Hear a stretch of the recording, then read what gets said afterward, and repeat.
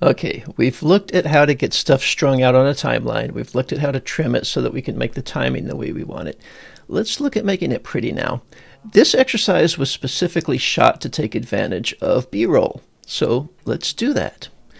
Now, we'll start with the opening shot here, and I'm going to zoom in on the timeline a little bit more. Now, what I'm interested in here is towards the end, the second half of the clip. Beans are fresh is by looking at them. Now here on the counter we have several different roasts. So this area, we have a light roast, he talks specifically about a medium roast, each set of beans, and a dark roast. So now, okay. Since we're in that area, I wanted to go ahead and look at the transition to the next clip. So before I add the B-roll, and just because I've worked this footage a number of times, I know that this will flow better if I really shorten this first clip. roast. So I really want to, when he finishes saying dark roast, I want the clip to start there. Stop there, right? So I'm going to grab my ripple delete tool and shorten that first clip back to the playhead here. Using the playhead as sort of a marker is a really convenient shortcut way to do this sort of thing. If you're trying to make a clip longer or shorter, it's a good reference point. Okay, so here we go. He's about to say a light roast. We have a light roast. Okay, notice that he picks it up, he points at it, holds his hand there for a second, and then sets it down. Okay, let's come back into our project window and look for close-up beans, CU-beans. Double-click that. And this is actually 3 shots in one. So if I scrub through it, we have a close-up, extreme close-up here of the light roast. He stirs it with his finger, sets it down, picks up the medium roast, stirs it with his finger, sets it down, picks up the dark roast, stirs it with his finger, sets it down. Okay. So I am going to use this clip 3 times, 3 different parts of it. Actually, I want to use it more than that, but for now we'll start with 1. Okay. So I need an in point and an out point just for the light beans. And I really like seeing him stir the beans like that. I like that little bit of motion. So I'm going to set an in point. I'm going to let it play for just a second or so. I'm going to set an out point. All right. Now I'm going to click and drag onto the timeline. I'm going to do 2 things differently, though. The first thing that I'm going to do differently is I'm not going to drag from the middle. When I drag from the middle, it brings down both the video and the audio. And that's what we've been doing all project long, right? But I don't want any audio on this clip. The audio is going to come from Scott talking. All I want to do is to see the beans. So underneath here, there's 2 little icons. There's a film strip looking icon that I can grab, and there's an audio waveform looking icon that I can grab. And you'll see as I highlight these, the film strip means I'm going to drag video only. And the waveform means I'm going to drag audio only. So I'm going to drag the video only. I'm going to click and drag from this point rather than from the middle of the picture window. And the second thing I want to do differently is when I drag it down here, I'm not going to put it on the same layer, on this V1, video 1 layer that everything else is on. I'm going to put it 1 layer higher on video 2, V2. And I can see there where he's talking. All right. So here I go. I'm grabbing the film strip icon, the video only icon. I'm clicking, I'm dragging. Again, I can see where it's going to land. I want to put it here on V2.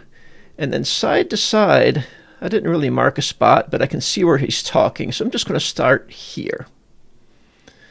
All right. Now watch what happens when I play this. We have a light roast. Look at that. So when I get to that point, this video that's on video 2 is hiding the video that's down there on video 1. Now, I started too soon, right? He's still picking the coffee beans up when we see the close-up, and in the close-up, his finger is already there. So I am going to start this a little bit later. I'm just going to click it and slide it to the right a little bit. We have a light roast. That flowed really nicely. Let's watch it again. We have a light roast. That looked pretty decent. I don't think I'm going to touch that again. Let's go to the medium roast.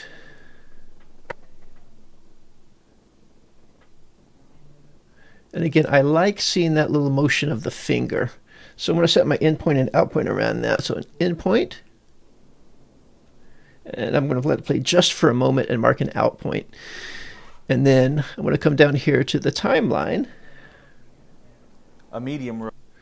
All right. This time I'm going to use my playhead. I'm using the left and right arrow on the keyboard to bump a frame at a time. So his finger is just about to land on the edge of the edge of the container there. This is where I want the clip to start. So again, I'm going to grab the video only. I'm going to pull it down here onto video layer 2 and turn loose. A medium roast. Okay, let's watch that again. A medium roast. That's not bad, but if I really look at it, his finger is still clearly poking at the beans in the close-up. But when we come to the wide shot, his hand has already started to come down. So I just need to make that piece of B-roll a little bit shorter. Right, so all I need to do is grab the right-hand side and shorten it up a little bit. So I'm going to click that just with my basic selection tool and slide it to the left just a little bit. And then let's watch it and see what we have.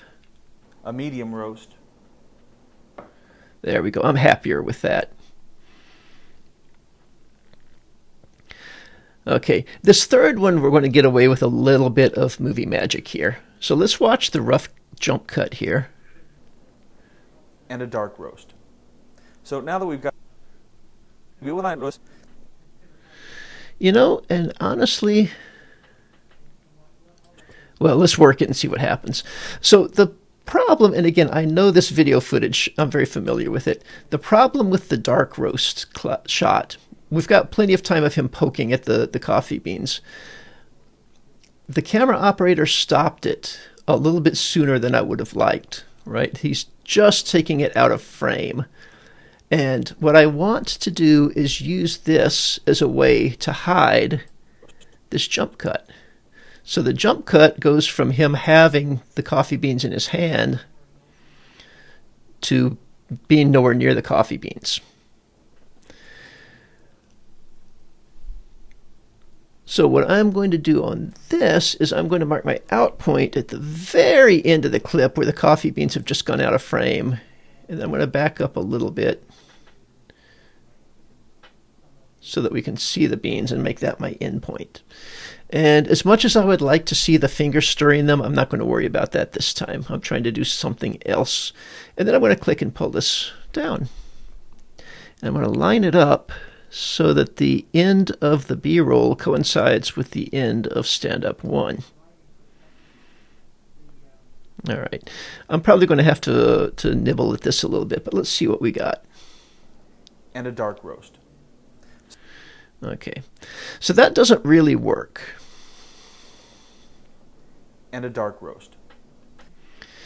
All right, I needed that clip to be longer because we just don't get a look at the beans, right? So I don't really have a choice. I'm going to grab the beginning and stretch it to the left a bit,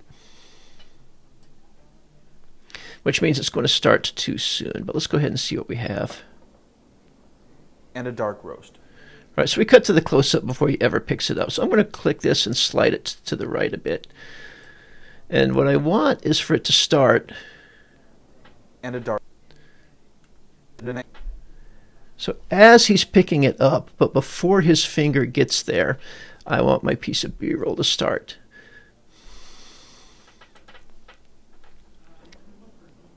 And a dark roast. So now and a dark roast. So now that we've got our okay, it's not perfect, but it flows fairly well. So let's actually take a look at this in running. by looking at them. Now here on the counter we have several different roasts. We have a light roast, a medium roast, and a dark roast. So now that we've got our 3 roasts. Okay, that is not bad. Not perfect, but terribly not bad.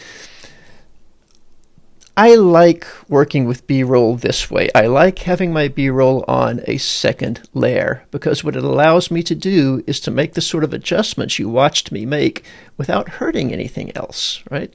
If I want to take that clip and start it a little bit earlier, all I have to do is click it and slide it to the left. Everything that was there before is still there. If I want to make it longer, I can click it and, oops, it met the tail end there. I can click the beginning and make it longer. If I want to make one of them shorter, I can click them and make them shorter. Whatever I do, the original video is still waiting there on V1, so I don't have to worry about repairing anything. I never damage anything. Using the B-roll on an adjacent layer, on a higher layer like this, lets you get away with some cool stuff. Like here, I have covered a jump cut by using a piece of B-roll. All right. This is where stuff starts to get really fun.